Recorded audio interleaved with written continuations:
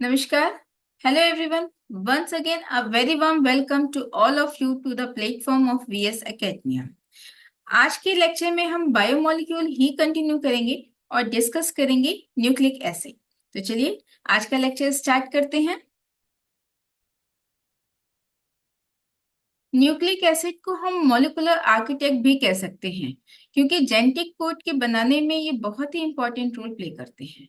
तो आज के लेक्चर में जो कंटेंट हम कवर करेंगे वो है general introduction of nucleic acid, it's chemical composition, sugar molecules, nitrogenous bases and phosphate group present in nucleic acid, then functional properties and differentiation between DNA and RNA। तो start करते हैं introduction से। Nucleic acid are large biomolecules that are present in all cells of all life form including viruses। यानी कि जितनी भी life form को हम एज्यूम कर सकते हैं, चाहे वो प्लांट्स हों या फिर एनिमल्स हों या इंसेक्ट हों या और डिफरेंट तरह के लाइफ फॉर्म्स हों, उन सब में न्यूक्लिक एसिड प्रेजेंट होगा ही होगा। इसीलिए ये इतने इंपॉर्टेंट होते हैं। Nucleic acid are associated with the transfer of genetic information from one generation to next generation। ये क्लियर कर रहा है कि क्यों न्यूक्लिक एसिड इंपॉर्टेंट है और हर लाइफ फॉर्म में प्रेजेंट होते हैं।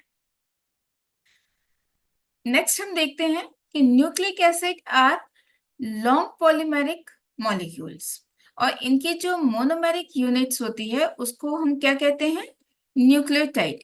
और न्यूक्लियोटाइड के रिपीटिशन से क्योंकि ये बन रहा है इसलिए इनको हम पॉलीन्यूक्लियोटाइड भी कह सकते हैं। अब अगर हम न्यूक्लिक एसिड को हम कैटेगराइज करना चाहें तो two types of nucleic acid are present, जो कि एक आपका हो गया डीऑक्सीराइबोन्यूक्लिक एसिड या फिर डीएनए, और दूसरा आपका हो गया राइबोन्यूक्लिक एसिड यानी कि आरएनए।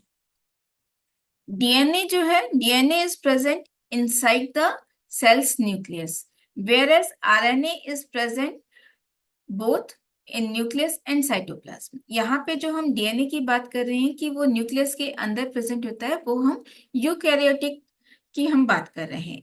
प्रोकैरियोट्स में डीएनए कहाँ मिलेगा, न्यूक्लियोइड रीजन में मिलेगा।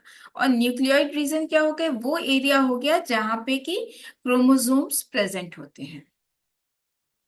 देन अब हम बात करते हैं इनके केमिकल कंपोजिशन की। तो चाहे वो डीएनए हो या आरएनए हो, बेसिकली इनमें तीन तरह के मॉलिक्यूल्स मिलेंगे, कंपोनेंट्स। एक आपकी शुगर मॉइटीज हो गई, दूसरा आपका नाइट्रोजनस बेस हो गया, एंड देन आपका एक फॉस्फेट ग्रुप हो गया।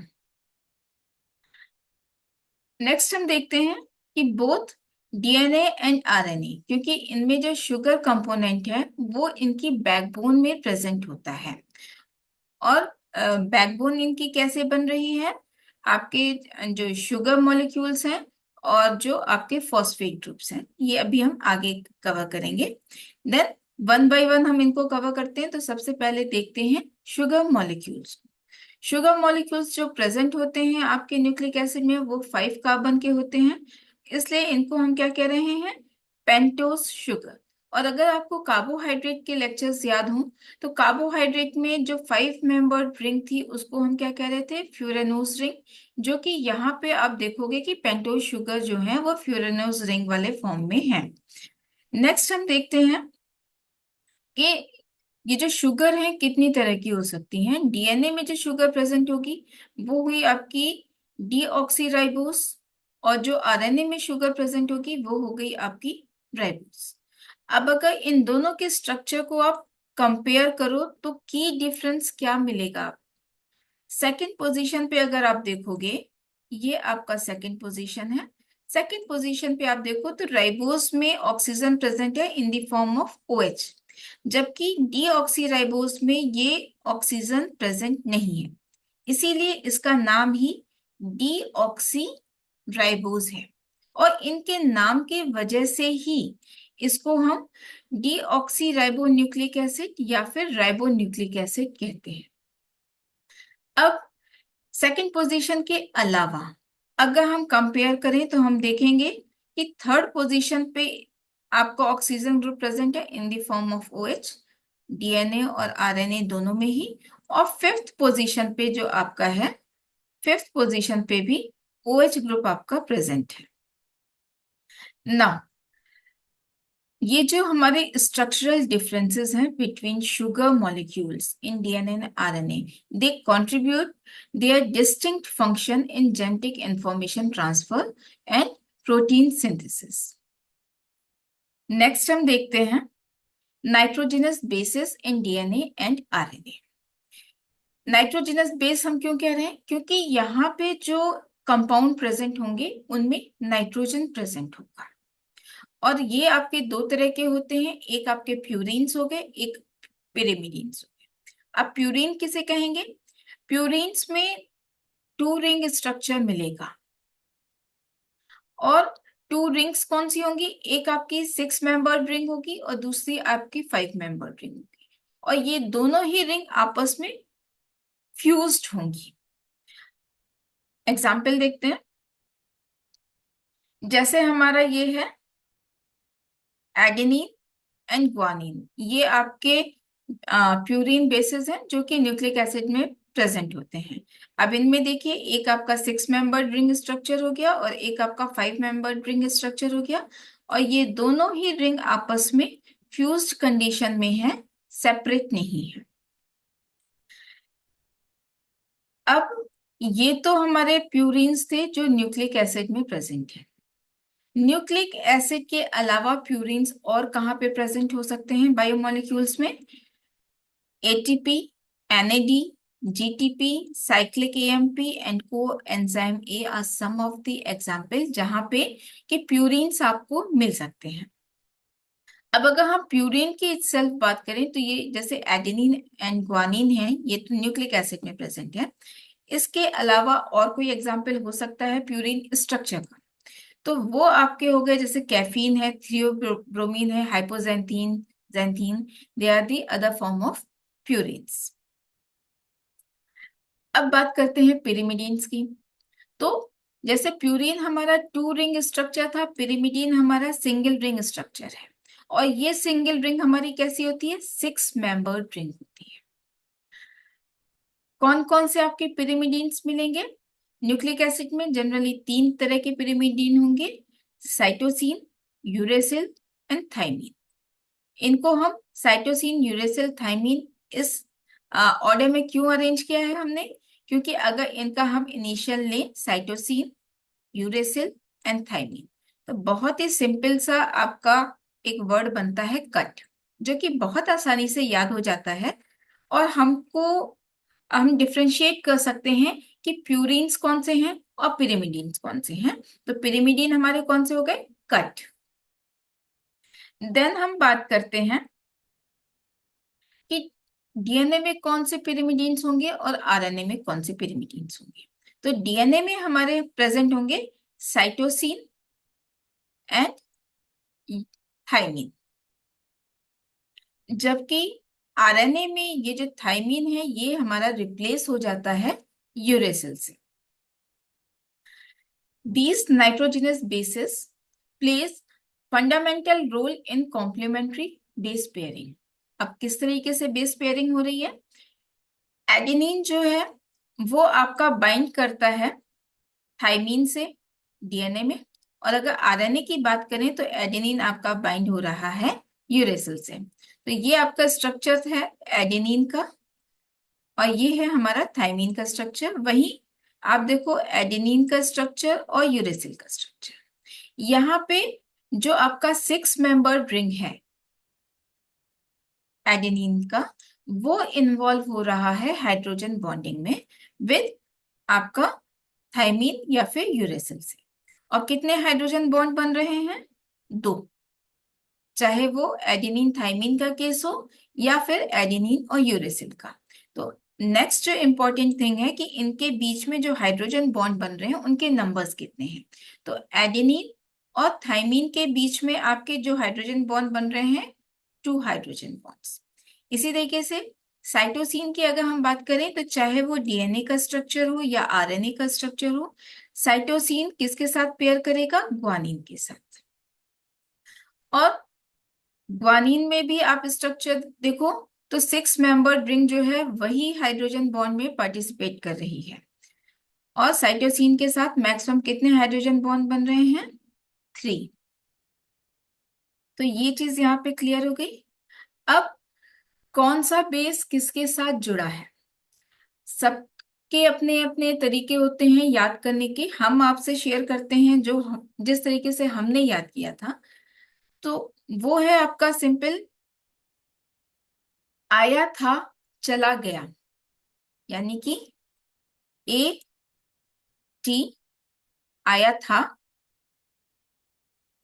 चला गया। एटी के बीच में डबल बॉन्ड है और चला गया के बीच में आपका ट्रिपल बॉन्ड है।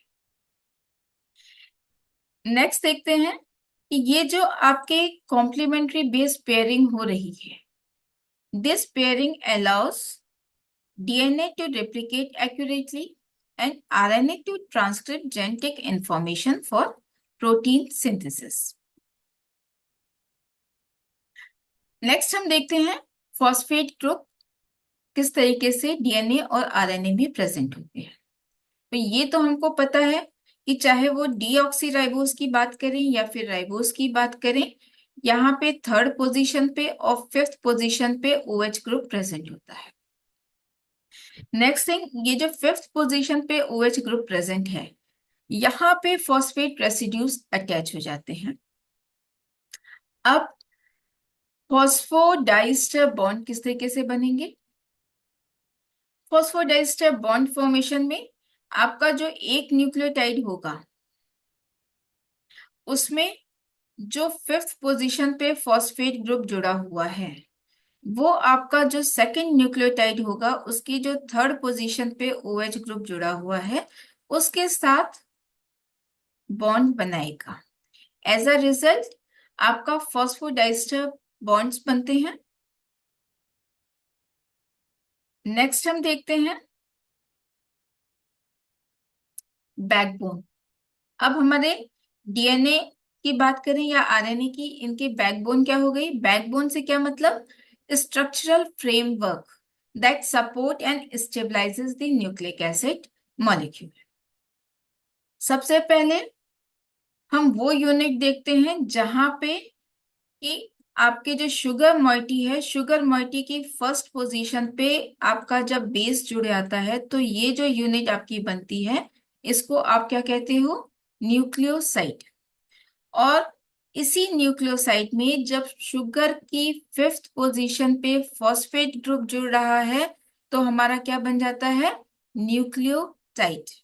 यानी कि हम कह सकते हैं इन जनरल कि न्यूक्लिक एसिड हमारा किससे मिलके बना हुआ है? न्यूक्लियोटाइड से। न्यूक्लियोटाइड को अगर हम डिवाइड करें तो ये आपका न्यूक्लियोसाइड्स और फॉस्फेट से मिलके बना हुआ है।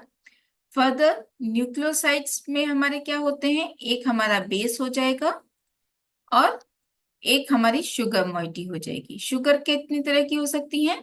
राइबोस और डीऑक्सीराइबोस। वहीं बेस फर्दर हमारे या तो प्यूरिन हो सकते हैं या पिरिमिडीन हो सकते हैं। प्यूरिन का एग्जाम्पल क्या था? Adenine, guanine. और पिरिमिडीन का एग्जाम्पल क्या था? Cut, cytosine, uracil and thymine. I hope आप लोगों को कॉन्सेप्ट क्लियर हो रहा होगा। अब हम बात करते हैं पॉलीन्यूक्लियोटाइड चेन की। तो जिस तरीके से हमारे ये फॉस्फोडाइस्टर बॉन्ड बन रहे थे, तो इस तरीके से लिंकेज 1 बाय 1 होती जाती है और ये एक लीनियर पॉलीमर बन के तैयार हो जाता है और पॉलीन्यूक्लियोटाइड चेन हमारी बन रही है। इसी में अगर हम बेस को और क्लियर कर दें तो ये जो स्ट्रक्चर आपका दिख रहा है इसमें शुगर मॉइटीज के साथ ये बेस है, ये आपका सिंगल स्ट्रैंड हो गया। यहीं पे अगर आपका एक सेकंड स्ट्रैंड और आ जाए और उसके जो शुगर मॉइटीज के बेस लगे होंगे और इनके बीच में अगर हाइड्रोजन बॉन्डिंग हो जाएगी तो ये आपका क्या बन जाएगा? डबल स्ट्रैंडेड डीएनए का स्ट्रक्चर। अब हम बात करते हैं फंक्शनल प्रॉपर्टीज ऑफ डीएनए। सबसे पहली जो फंक्शनल प्रॉपर्टी है वो है रेप्लिकेशन। रेप्लिकेशन क्या होता है? Replication is the process by which double stranded DNA molecule is copied to produce two identical DNA molecules. It is an essential process to conserve as well as transfer the genetic information of individual during cell division into daughter cell. Means जो identical आपके DNA molecules बन रहे हैं उनमें genetic information आपकी transfer. Second जो इसकी functional property हो गई वो है कैरियर ऑफ जेनेटिक इंफॉर्मेशन। आपका जो डीएनए है वो क्या काम कर रहा है? Transferring the hereditary trait. Parents से ऑफ स्प्रिंग में ट्रांसफर हो रहे हैं ये ट्रेट्स। अब ट्रांसफर कैसे होते हैं? ये स्मॉल स्पेसिफिक सेगमेंट होता है डीएनए का जिसके थ्रू ये ट्रेट ट्रांसफर होते हैं और इन सेगमेंट को हम क्या कहते हैं? जीन्स। नेक्स्ट जो बहुत ही इंपॉर्टेंट डीएनए का जो फंक्शन हो गया वो आपका हो गया फैसिलिटेट प्रोटीन सिंथेसिस। अब यहाँ पे एक तरीके से हम बात कर लेते हैं सेंट्रल डॉग्मा की। सेंट्रल डॉग्मा आपका क्या हो गया कि किस तरीके से आपकी जो जेनेटिक इंफॉर्मेशन है वो बायोलॉजिकल सेल में किस बायोलॉजिकल सिस्टम में किस तरीके से पास हो रही है, फ्लो ऑफ जेनेटिक इंफॉर्मेशन। तो उसके लिए सबसे पहले आपका तीन आपके फेमस प्रोसेस हो गए। एक तो आपका डीएनए से डीएनए जो बन रहा है that is replication, then DNA से RNA means transcription and RNA to protein through translation. तो ये आपकी फंक्शनल प्रॉपर्टीज थी कुछ डीएनए की। अब बात करते हैं आरएनए की प्रॉपर्टीज की। तो आरएनए में आपके टाइप्स भी होते हैं, कई टाइप के आरएनए हुए। तो सबसे पहले हम देखते हैं राइबोसोमल आरएनए। राइबोसोमल आरएनए आपका सिंथेसाइज होता है न्यूक्लियोलस में और मिलेगा कहाँ आपको? साइटोप्लाज्म में in the association with ribosome. ये इंपॉर्टेंट रोल प्ले करते हैं आपके प्रोटीन सिंथेसिस में क्योंकि राइबोसोम का कंपोनेंट होते हैं ये। देन आपका जो नेक्स्ट टाइप हुआ वो हुआ ट्रांसफर आरएनए। ट्रांसफर आरएनए आपका न्यूक्लियस में सिंथेसाइज हो रहा है, देन आपका ये ट्रांसपोर्ट हो जाता है साइटोप्लाज्म में और ये भी आपका प्रोटीन सिंथेसिस में इंपॉर्टेंट रोल प्ले करते हैं। देन हम बात करते हैं माइक्रो आरएनए की। माइक्रो आरएनए जो होते हैं ये आपके जो मल्टीपल सब सेलुलर लोकेशंस होती हैं साइटोप्लाज्म में like RNA granules, membranes, mitochondrial इनमें प्रेजेंट होते हैं और ये हेल्प करते हैं आरएनए साइलेंसिंग में and they regulate gene expressions. Next आपका आता है मैसेंजर आरएनए। न्यूक्लियस में सिंथेसाइज हो रहे हैं और जेनेटिक इंफॉर्मेशन को कैरी करते हैं ड्यूरिंग प्रोटीन सिंथेसिस। तो ये तो था आपका फंक्शनल प्रॉपर्टीज ऑफ आरएनए। अब हम बात करते हैं कि डीएनए और आरएनए हमने दोनों ही देखे, तो इनमें कंपेयर करते हैं कि क्या डिफरेंसेस हैं डीएनए में और आरएनए में। तो सबसे पहला जो डिफरेंस आता है वो है इनके शुगर की टाइप का। डीएनए में कौन सी शुगर प्रेजेंट है? डीऑक्सीराइबोस, जबकि आरएनए में आपकी कौन सी शुगर है? राइबोस। नेक्स्ट हम देखते हैं ओएच ग्रुप। जो हमने देखा था कि सेकंड पोजीशन पे सेकंड कार्बन पे ओएच ग्रुप डीएनए में एब्सेंट होगा, आरएनए में प्रेजेंट। नेक्स्ट अगर हम बात करते हैं वो है बेस पेयरिंग की। डीएनए में एडेनिन जो है थायमिन के साथ बेस बाइंड कर रहा है और साइटोसिन जो है वो ग्वानिन के साथ ATGC। वहीं आरएनए में थायमिन रिप्लेस हो जाता है यूरेसिल से, तो एडेनिन आपका किसके साथ बाइंड करेगा? यूरेसिल के साथ। नेक्स्ट हम देखते हैं नंबर ऑफ स्ट्रैंड्स। तो डीएनए हमारा डबल स्ट्रैंडेड स्ट्रक्चर होता है यूजुअली और आरएनए हमारा सिंगल स्ट्रैंडेड स्ट्रक्चर होता है। नेक्स्ट हमारा फीचर हो गया लोकेशन। लोकेशन डीएनए जो होता है जनरली आपका न्यूक्लियस में प्रेजेंट होता है, जबकि प्रोकैरियोट्स में ये न्यूक्लियोइड रीजन में प्रेजेंट होता है। एंड देन आरएनए हमारा न्यूक्लियस, साइटोप्लाज्म, राइबोसोम इनमें प्रेजेंट होते हैं। देन हम इनके फंक्शन की बात करें तो डीएनए का जो मेन फंक्शन है वो जेनेटिक इंफॉर्मेशन को स्टोर करता है, हेरिडिटी का हो गया। देन आरएनए आपका जेनेटिक इंफॉर्मेशन के ट्रांसफर में इनका रोल हुआ फॉर प्रोटीन सिंथेसिस। वहीं प्रोटीन सिंथेसिस में डीएनए जो है, पहले आरएनए को, क्योंकि डीएनए से आरएनए बन रहा है via mRNA, a direct synthesis.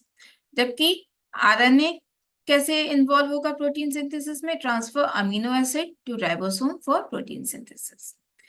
वहीं नेक्स्ट हम बात करते हैं एंजाइम एक्टिविटी की। डीएनए में कोई भी एंजाइम एक्टिविटी प्रेजेंट नहीं होती, जनरली लैक्स एंजाइम एक्टिविटी। जबकि आरएनए में कुछ आरएनए जो होते हैं वो राइबोजाइम जिनको कहते हैं, जिनमें की एंजाइम एक्टिविटी प्रेजेंट होती है।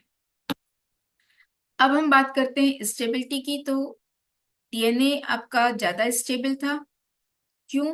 क्योंकि डीएनए में आपका वो जो ऑक्सीजन सेकंड पोजीशन पे नहीं था, इस वजह से ज्यादा स्टेबल हो गया। क्योंकि आरएनए में ऑक्सीजन प्रेजेंट होता है तो वो हाइड्रोलिसिस के लिए सब्सेप्टेबल हो जाते हैं। देन बात करते हैं हाफ लाइफ की। तो क्योंकि डीएनए आपका ज्यादा स्टेबल है, इसलिए डीएनए की हाफ लाइफ ज्यादा होगी in comparison to RNA. Next आपका आता है प्रेजेंस ऑफ इंट्रॉन्स। डीएनए में जनरली आपके कॉमन चीज होती है, इंट्रॉन्स प्रेजेंट होते हैं, जबकि आरएनए में ये रेयर होते हैं या फिर एब्सेंट होते हैं। तो आज के लेक्चर में इतना ही। और आई होप आप लोगों को ये कंटेंट पसंद आ रहा हो। अगर आपको ये कंटेंट पसंद आ रहा हो तो इस प्लेटफॉर्म को लाइक कीजिए, शेयर कीजिए, सब्सक्राइब कीजिए। आज के लेक्चर के लिए हम स्पेशल थैंक्स देना चाहेंगे डॉक्टर शक्ति मेहरोत्रा को, क्योंकि एक टाइम था जब हमें लगा कि ये चेन हमारी ब्रेक हो सकती है और लेक्चर हम आज का नहीं अपलोड कर पाएंगे। तो उस समय उन्होंने इस लेक्चर के प्रिपरेशन के लिए जो मटेरियल चाहिए था वो तैयार करने में उन्होंने बहुत हेल्प की। तो स्पेशल थैंक्स टू डॉक्टर शक्ति मेहरोत्रा। अगर नेक्स्ट लेक्चर में हम लोग फिर से मिलेंगे नेक्स्ट कंटेंट के साथ, तब तक के लिए टेक केयर।